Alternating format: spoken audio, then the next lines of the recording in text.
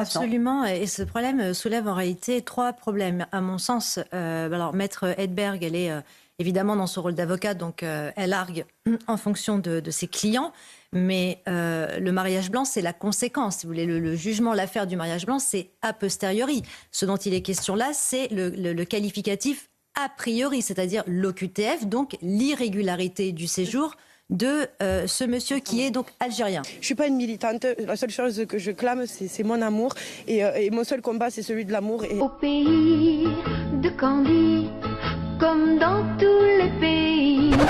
Donc à mon deuxième point, les Algériens, vous savez qu'ils sont soumis à des accords, les fameux accords du 27 décembre 1968, et dont la dernière révision signée par l'ancien président Bouteflika, dans son article 6, alinéa 5, indique que tout ressortissant ayant fait même l'objet d'un refus d'autoriser ou d'autorisation de séjour en France peut au regard de sa vie familiale et privée, finalement pouvoir contracter un mariage ici en France. Ce qui m'amène au troisième problème, et je crois que c'est un problème de fond qui concerne à peu près tous les problèmes judiciaires que nous avons en France, au-delà même de l'Algérie, qui est un traité international en plus. Donc il va falloir le dénoncer. Qui peut le faire ?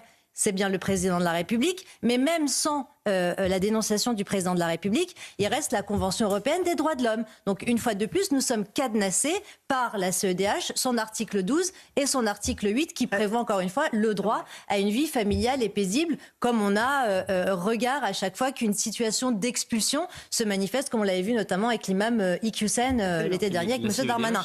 Donc la CEDH autorise même les mariages de 2 personnes sans papier. Voilà. Et une sur le sol français. Voilà.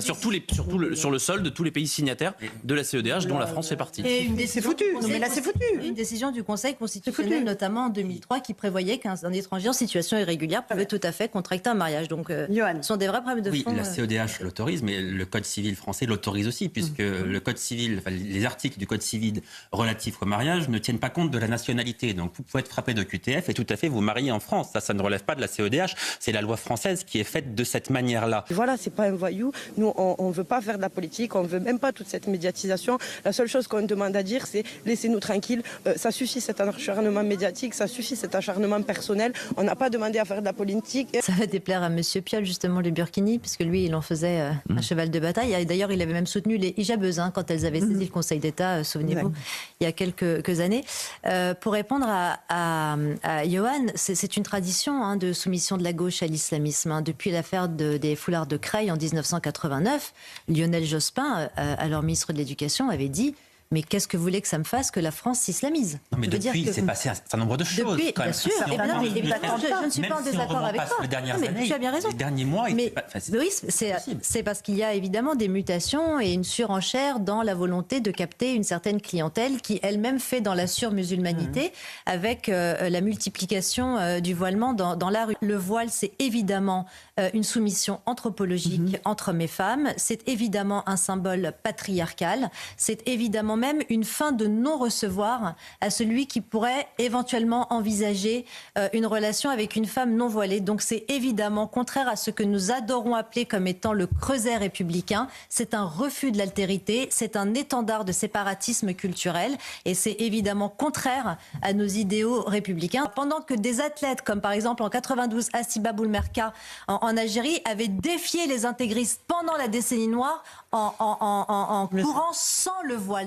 Le voile, c'est tout sauf un symbole de liberté, c'est tout sauf un symbole de fraternité et c'est encore moins un symbole, d'égalité entre les hommes et les femmes. C'est ça le fond du problème. Il est dans cette affaire une sorte de lanceur d'alerte, puisqu'il a appris d'abord aux Français que cette situation était possible et il va peut-être permettre de changer la loi, même si, lorsque j'écoute bien les constitutionnalistes, il n'est pas certain que cette loi ne soit pas censurée par les sages. C'est même... Les sages, entre guillemets.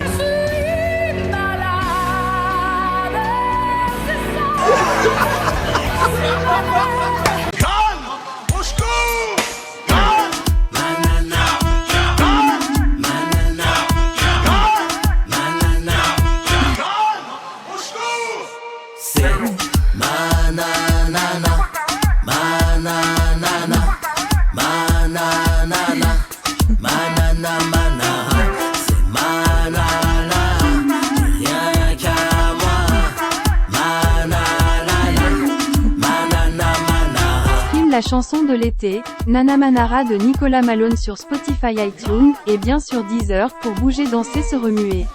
L'été sera chaud avec Nana Manara.